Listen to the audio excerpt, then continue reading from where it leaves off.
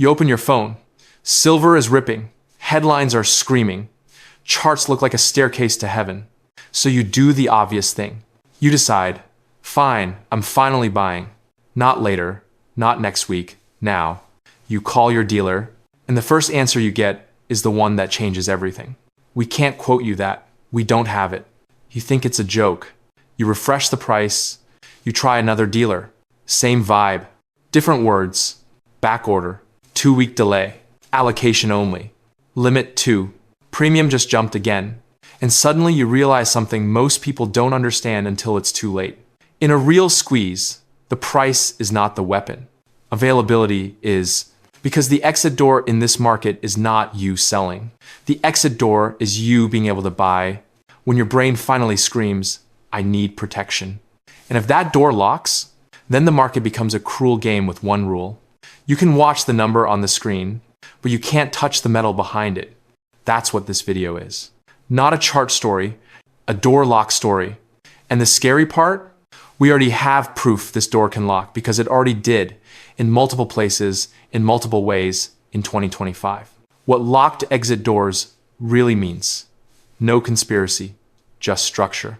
Let's kill the fantasy early. I'm not saying a secret group in a dark room literally welded a door shut. I'm saying something more real and more dangerous. The system has multiple doors, and in stress events, they start shutting one by one. There's the retail door. Can you actually buy coins and bars at something close to spot without delays? There's the ETF door. Can the fund keep creating new shares, or does it pause new subscriptions because physical sourcing gets tight? There's the wholesale door. Can institutions borrow physical in London without paying insane lease rates? There's the delivery door. Can metal move where it's needed, or does it get stuck in the wrong place, the wrong form, the wrong vault? There's the confidence door. Do people still believe paper claims and spot quotes represent reality? When those doors stay open, silver feels liquid. When they start shutting, silver turns into the most chaotic metal on Earth. In 2025 has been a year where multiple doors have already creaked and some have slammed. The year silver stopped acting normal. Let's anchor the world we're in. Silver didn't just rally. Silver printed history. Reuters reported spot silver hit $60 OZs for the first time on the 9th of December 2025. Financial Times describes silver surging above $60 amid a global supply squeeze and rising demand from both industry and investors. And then the move didn't quietly cool off. Reuters reported silver hit $61.85 around the Fed week. DC supported by rising industrial demand, falling inventories, and its designation as a U.S. critical mineral. And today, the 15th of December 2025, Reuters says silver is around $62.48 after touching a record $64.65 last week, up roughly 115% year to date, driven by strong industrial demand and low inventories. So we're not talking about a sleepy metal anymore. We're talking about a metal in a new price regime. And when silver moves into a new regime, the market doesn't just reprice. It reforms. It changes behavior. It changes who is desperate. It changes what available means. And that's where the exit doors come in. The first door, spot isn't your price. Most people think spot is the price of silver. Wrong. Spot is the price of a promise under ideal conditions. Your real price is what you pay to get metal into your hands without drama. In calm markets, the difference is small, so people pretend it's the same thing. In stress markets, that difference explodes and the exit door starts locking. Because here's what happens first. Premiums jump. Shipping times stretch. In stock turns into pre-order. The dealer stops quoting until they secure inventory. And the buyer realizes, I'm not buying silver, I'm bidding for delivery. If you've never lived through a true physical stress event, that sounds dramatic. But 2025 gave us an early taste of this exact behavior. Reuters reported that in India, premiums spiked during festival demand up to 10% over official domestic prices earlier in October. And crucially, some physically backed silver ETFs temporarily suspended new subscriptions due to tight physical supplies. Read that slowly. That is literally an exit door closing in the paper to physical bridge. When demand surges and sourcing gets tight, the system can say, No new tickets, not right now. Even if it's temporary, the psychological damage is permanent. Because once people see that door can close, they never trust it the same way again. The second door. The whole world is running a deficit, and it's not a little one. Now let's talk about the foundation under the panic. Silver has not been in a cute little shortage. The Silver Institute's World Silver Survey 2025 reports the market had a structural deficit of 148.9 million ounces in 2024, with industrial demand hitting a record 680.5 million ounces. That's not tight. That's the system eating itself from the inside, pulling from inventories to fill the gap. And when deficits persist, something subtle happens. The market becomes a theater. On stage, everything looks fine. Behind the curtain, inventory gets chewed down. Then one day, a new surge hits investment wave, industrial ramp, geopolitical shock, tariff fear, and the system realizes there is no slack. So when I say they locked the exit doors, I'm not saying one event did it. I'm saying repeated deficits slowly remove the spare oxygen from the room. Then a spark hits, and everyone panics at once. The third door, London has silver, but that doesn't mean you can have it. Now let's address the biggest misunderstanding in the silver world. People see vault numbers and assume that means supply. But vault holdings are not the same as available float. LBMA's London Vault data says that at the end of November 2025, London held 27,187 tons of silver, a 3.5% monthly increase, valued at about $47 1B. So someone will say, see, plenty of silver. Stop fear-mongering. No, that number is not a vending machine count. It's custody. It's settlement infrastructure. It includes metal that is already spoken for, owned, allocated, pledged, earmarked. And in stress events, something happens that changes the game. Metal that used to circulate becomes strategic inventory.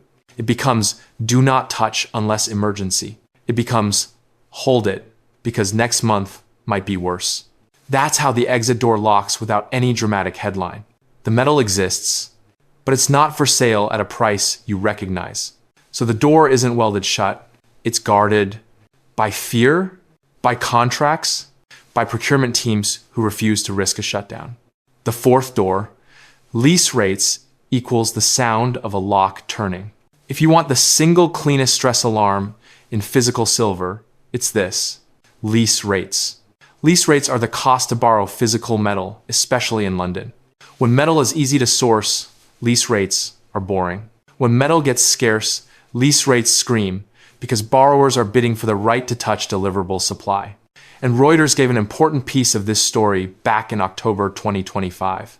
Reuters reported that COMEX silver was seen heading back to London due to record spot prices, and quoted that in London, lease rates were a little over 11%, calling it phenomenal. That's not normal carry cost behavior. That's scarcity behavior.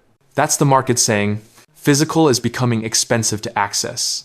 And Bloomberg reported an even more extreme moment during the October Squeeze episode, describing lease rates surging above 30% on a one-month basis during that stress window. You don't need to memorize the exact number. You need to understand what it means. It means the system is paying a panic premium for proximity to metal. That's a door lock signal. Because when borrowing metal becomes expensive, shorts get pressured, hedgers get squeezed, and wholesalers stop offering comfortable terms. And that's when the retail buyer shows up late and finds the shelves empty. The two worlds problem, where the silver is versus where it's needed. Here's where silver becomes uniquely chaotic. Silver isn't just short or not short. Silver has a geography problem. Metal can be plentiful in one place and unavailable in another. Financial Times reported that even with high inventories on COMEX, there were regional shortages, including tightness in China.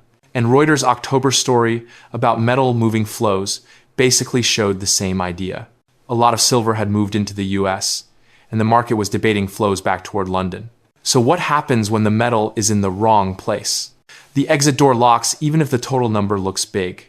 Because for the buyer, only one question matters. Can I get it now, in my region, in the form I need, without paying a ransom? If the answer becomes no, the door is effectively closed. The real squeeze mechanism, People stop trusting future delivery. This is the moment where markets go non-linear. In early stages, buyers act like this. I'll buy later. I'll wait for a pullback. I'll see if the price calms down. Then something shifts. They hear about delays. They hear about ETF subscription pauses. They see lease rates spike. They watch industrial demand stay strong. They see repeated deficits. And then the logic flips to, I don't care about price. I care about certainty. That sentence is how exits lock. Because when the market stops optimizing for price and starts optimizing for certainty, inventories get hoarded, contracts get longer, supply gets pre-allocated, the free float evaporates, and spot becomes a joke number for a shrinking portion of actual physical flows. This is why the most dangerous moment isn't the top. It's the moment people switch from, should I buy, to, can I still buy? Why 2025 made this worse. Silver became strategic. Reuters explicitly noted silver's designation as a U.S. critical mineral while describing the 2025 rally dynamics. That matters because critical mineral isn't poetry. It changes the political tone. It changes how institutions think. It changes how procurement teams justify stockpiling. And if the world starts treating silver as strategic because it's essential for electrification, electronics, AI build-out, then silver stops trading like acute precious metal and starts trading like an industrial choke point. Business Insider frames silver's breakout as linked to its growing centrality in the AI build-out and industrial infrastructure demand. Whether you agree with every angle or not, the direction is obvious. Silver is not being treated as decorative. It's being treated as functional. And functional metals don't politely correct when demand spikes. They ration. They lock the exit doors equals a 3-stage lockout model. Now let me give you the structure, because chaos becomes less scary when you can name it. Stage 1, the premium lock. Spot price is rising, but the real cost to buy physical jumps faster. Dealers raise premiums, delivery stretches, in-stock disappears. This is the first door closing. Most people ignore it because they're still hypnotized by the chart. Stage 2, the paper gate lock. This is when vehicles that depend on physical sourcing start gating. Reuters reported physically backed ETFs in India temporarily suspended new subscriptions when physical supply got tight. That is stage 2 behavior. It's not the apocalypse. It's a warning that the bridge can be paused. Stage 3, the wholesale panic lock. Lease rates spike, borrowing becomes expensive, metal flows reverse across the globe, and everyone starts hoarding. Reuters described London lease rates being phenomenal at over 11% in October 2025 during stress conditions. When stage 3 hits, retail doesn't matter anymore, because wholesale is the bloodstream of the market. If the bloodstream clots, the fingers go numb first.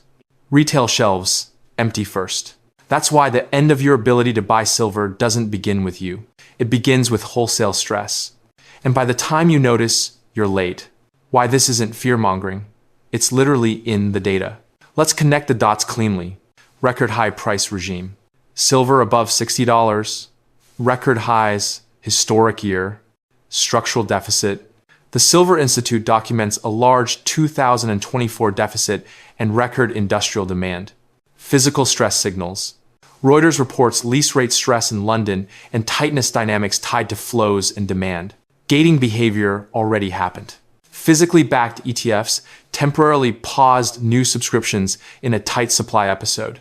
That is not internet rumor. That is the market showing you politely, early, what it does when pressure rises. Doors start closing, quietly first, then loudly.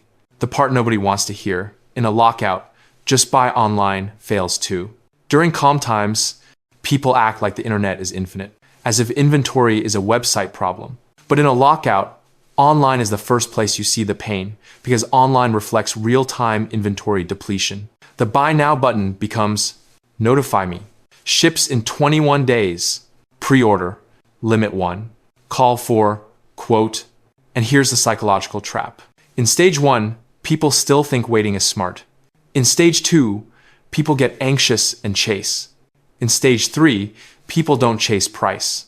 They chase anything available. That's when premiums go feral. That's when the market fractures into two prices. The paper quote, and the physical quote. And if you've never seen that fracture, it feels impossible. Until it happens, then it feels obvious what the end of your ability to buy really looks like. Let me paint it realistically, financially, not theatrically. It looks like you can still buy silver exposure paper easily. You can't buy physical easily at a fair premium. Delivery times get unpredictable. The best inventory goes to large buyers first. Retail gets leftovers, then scraps, then nothing. The only available product is overpriced or weird wrong size, odd brand, damaged packaging, secondary market. And the moment that starts, the crowd finally understands. They were not early, they were just lucky. The market was liquid. The door was open. And they assumed it would stay that way forever. The trigger events that can slam the door fast. These are the kinds of things that can accelerate door locking. A sudden industrial procurement wave, electronics, solar, electrification. A tariff fear episode that pulls metal into one country and starves another. FT discussed inventory buildup in the US amid tariff fears. A retail surge in a major market. Reuters described India's festival-driven demand spike and premium jump. A lease rate spike that forces short covering and wholesale hoarding. Reuters plus Bloomberg coverage of lease rate stress. None of these require the world ending. They require a system with no slack. And the Silver Institute's deficit data is basically the market admitting slack has been getting eaten. Okay, so what should a viewer do with this? No personal advice. I'm not your financial advisor. I'm not telling you what to buy. I'm telling you how to think about risk. If you believe silver is strategic and you're watching repeated deficits, record industrial demand, and stress signals like lease rates and gating events, then the smart question is not, can silver go higher? The smart question is, what happens if I wait until I feel safe? Because the market has a cruel sense of humor. It feels safest at the top, and it feels most dangerous right before the door locks. The people who win in supply-driven stories don't win by guessing the exact price. They win by not waiting until everyone else tries to go through the same doorway at the same time. So let me end it clean. Silver at $60 wasn't the headline. Silver printing record highs wasn't the headline. The headline is structural. A market that's been running deficits in a year of historic price action, while physical stress signals show up in lease rates and even ETF gating behavior. That's how exit doors lock. Not with a press release. With 1,000 quiet decisions. Hold inventory. Lock supply. Pause subscriptions. Raise premiums. Allocate to big clients first. Protect the line. Don't risk running out. And then one day, the late buyers finally arrive and discover the most brutal truth in commodities. You can't buy what isn't being offered.